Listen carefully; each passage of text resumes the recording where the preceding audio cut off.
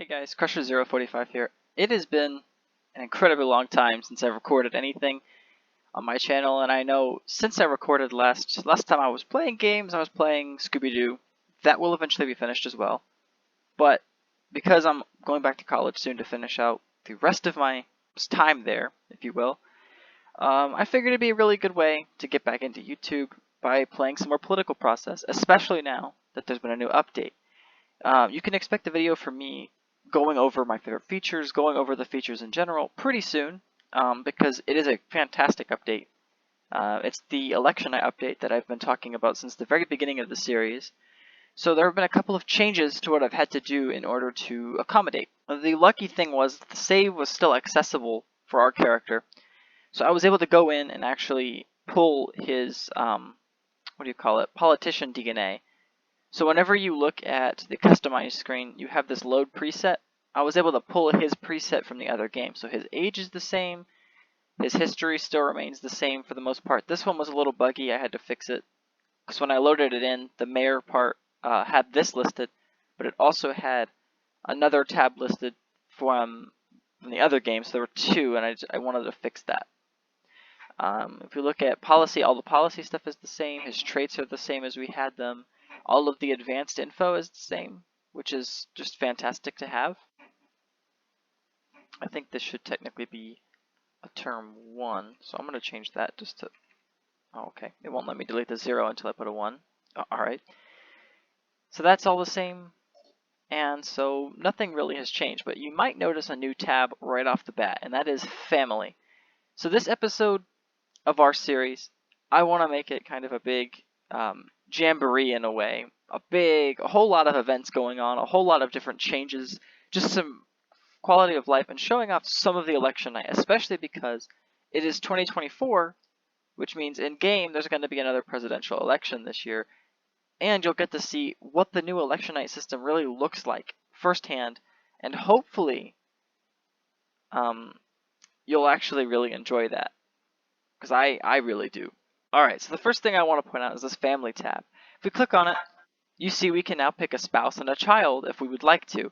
Now, I know for our sake, having a family is not a bad idea. Our character is 27 years old. The longer we wait, the less time we'll have. And with the way the family system works, you can have kids just like real life. So we want to think about his family future, especially since that will give us the ability to retire one day and play as the kids, especially if we don't get to accomplish all of our political dreams. We can continue it with him. Although I foresee that we probably won't go more than one generation down the line in this series, mainly because this was meant to be more of a tutorial series, just kind of showing off the game. In the future, we'll do some things where we try to flip whole states just entirely. It will be kind of an interesting thing. So selecting a spouse is just as simple as clicking it and picking a gender. We're going to make him marry a female. And these are our options. And the greatest thing is you can customize them. Let's see. I don't like that she's cold, compulsive, and annoying. I think this is probably a better choice, but we can always change that trait out if we don't want it. So instead of moody, let's make her empathetic. Where's that one at? There we go. Her appearance is fine. General is fine as well. So we're going to continue. So now he is married. Children we'll worry about in the next episode, especially if someone comments and says, make him have a child. I will. But I think he just became mayor of the city. Maybe he was engaged for a while, now they're married, so yeah, it makes sense. Like I said, I'll go through all of these tabs in another video, but Dynasty is really cool. You can see what it says there, and that's what it does. But yeah, be on the lookout for the other video, because I will actually truly go through every single new thing that exists in very much detail and give a full review of it, as well as a synopsis of whether you should buy the game. Of course you should. But the only unfortunate thing about having to do a new save has been that our metrics are different.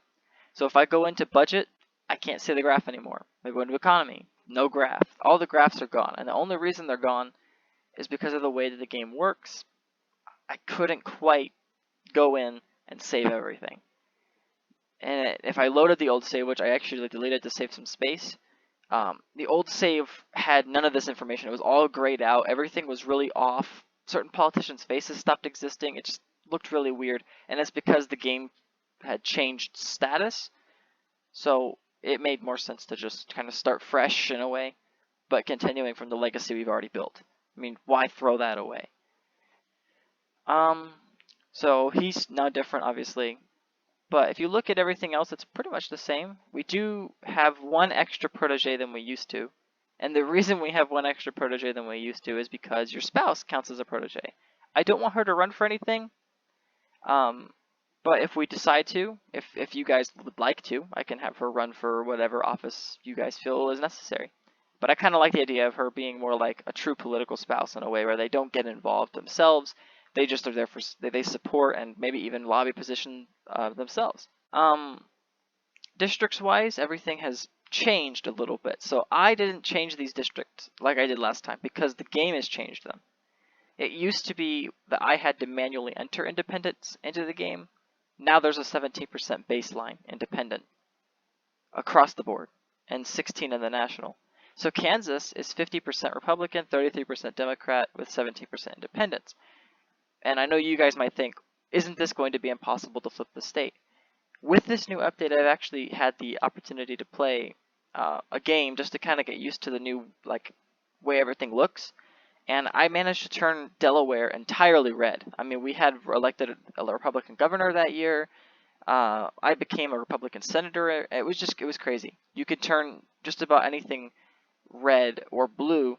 There are some exceptions. California and New York, because there's such a high level of voter registration, adding more turnout doesn't change anything because I think the turnout numbers are already really high.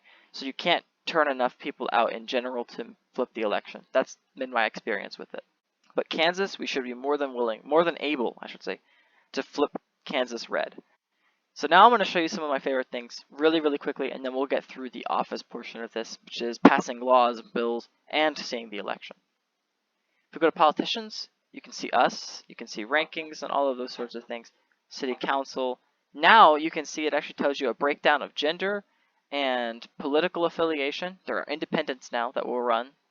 In districts that are less competitive for Republican Democrat, independents might run. And you have now your oldest and your youngest, as well as your school board oldest and youngest, and breakdown of all of that as well. And the same goes for every level of office in the game. Now here's where you're going to see the first big change. There's a map now for governors. Somehow Texas has a Democrat governor. I don't know how this happened, but it did. We have a Republican governor in Kansas. But you can see, okay, that I can see that happening, but that's just that's strange that those two flipped. Anyway, the point being, you can now see every state's governor, and every time elections go on, governors are elections you can watch, which I think is just super fantastic. It's really awesome that is a thing the game has added. Beyond that, the state house does the same breakdown, and federally, this is probably my favorite new thing, and it's something that the community had asked for, and it's fantastic. States now are color-coded by shade of how many people in that state are going to the House as Republicans, Democrats. You get it. I think Pennsylvania is white because it is even. Yes. So white is perfectly neutral. If it is, pink, obviously, slightly Republican. Kansas is a deep red, and there's 4 representatives in Kansas. So we've got some work to do.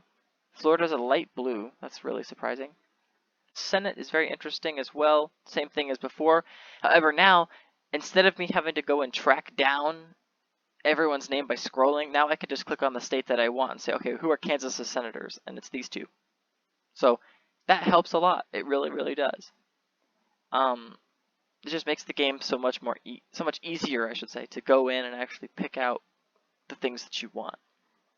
The president still has remained the same. Election screens have changed. So this is our fictional election the game has simulated, where we got 39,000 votes. The whole thing is different.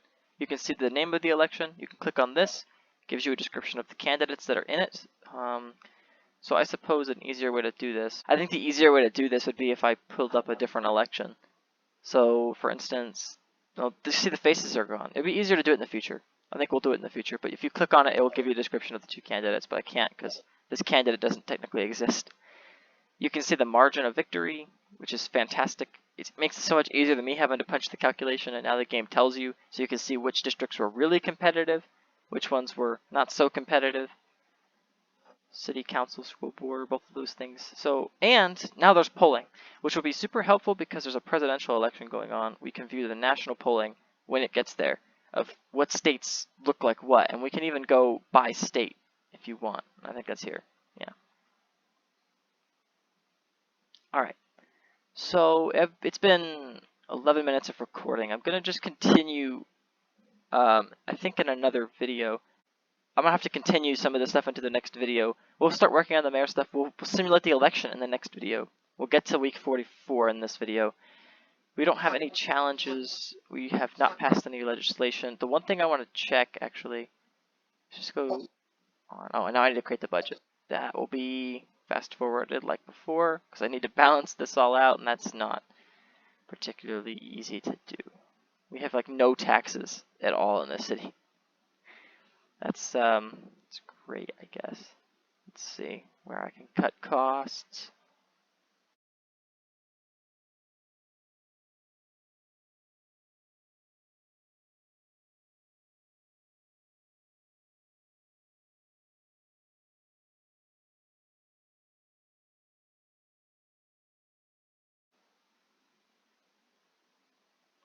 Alright, so that was far less than ideal. I've had to cut the budget quite a bit, but we're at least running a slight surplus, and we'll fix this by adding more taxes to the city.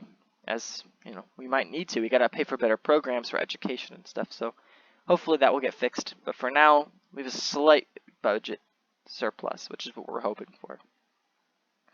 Let's put the budget in, continue. Someone might vote to want to balance it perfectly, and that's perfectly fine to me. Primary debates and everything are still the same as before. Nothing's changed there. But one of the only new features I can think of is this presidential primary coverage. If I click it, it will go through the timer, which is how all elections work now. But for primaries, you basically can see both sides, like which candidate is pulling ahead. We're just going to skip these, and we're not going to really watch them because they're just primaries. It's not really going to affect anything major just yet. What I want to do actually is pass some minimum wage legislation because $7.25 an hour is not going to cut it in this city. We're going to bump this up to $7.50 an hour.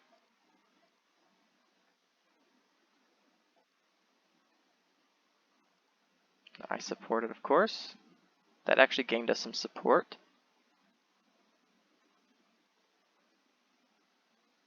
We have a new challenge, which, oh, okay, we have a lot of new challenges. Reduce city taxes, increase minimum wage. I just did, but they want me to do it again. Of course they do. We need to increase some taxes. I think we'll increase a gas tax. We'll add a gas tax, and we'll make it 10 cents. We'll make it 5 cents a gallon for now and see what that does. People aren't going to necessarily like it, but it at least, yeah, they didn't not like it, but it at least builds us some more of a budget to spend more on better programs going forward. That's the mentality I have, at least, with increasing the budget. You know, you kind of have to do it. All right, so primary has gone. This is all primaries from every type of election that's going on. Not too interested in primaries. So if we want to check out the results, though, you can easily go into Elections Federal and see who has been picked. We have Sophia Hammerstein and Ed Pei. Now, polling shows her up. Hammerstein up 5 points nationally, right around that mark of 5 points. Some have him at like a neutral. But this is the national vote, so it's more important to take a look at swing states, where she's leading in Florida, Ohio. He's leading in Ohio, Pennsylvania. She's tied. It's a close race there. Oh, they have nothing in Delaware. What about Kansas? No, 10 points up. That's pretty big gap. Okay. We're going to open national, and then we're going to just go back. Skipping through. Okay, they want to bump it up to $9 an hour. That is perfectly reasonable to me. That should actually... No, it didn't. I don't know why they do that. They just don't like my links. Now, someone wants us to reduce the drug crime, and it's 1.25 years. I don't see a problem with that. Let's make it 1.2 years, because it will save us a little bit of a criminal prison budget. And we'll go ahead and support that, which our Republican support is dipping even further. Our Democrat support is pretty stagnant. You can close those out. All right, what challenge do you have? Criminal justice reform. We'll work on that. Another new challenge. Reduce more. What do you? Okay, people do this all the time. It's just you pass something and then they want even more than what you passed. It's absurd. All right, so once we get to week 44, we're gonna go ahead and call this an episode. I'm sorry we didn't get as much done as we wanted in one video. It's been 19 minutes of recording. I'm gonna have to cut some of it out, obviously, because of the budget building. But I've got other things I've got to do, unfortunately. This is a good place to end it, I think, because it builds up anticipation. Next episode, we will have the election cycle. And after the elections, we will actually have, I think, a pretty exciting turn of some events. And we might actually run for re-election as mayor. If not, we'll run for something even bigger and better. This has been Crusher045. I thank you guys for tuning in, and I hope to see you guys in the future as I record even more content. Thank you for sticking with me. If you're new to the channel, I welcome you. Thank you. I've got 10 subscribers, so I didn't think I'd even have a single subscriber on YouTube, and now I'm at 10. So this is a big moment for me, even if it's not the biggest moment. So I thank everyone for the support, and I'll see you next time.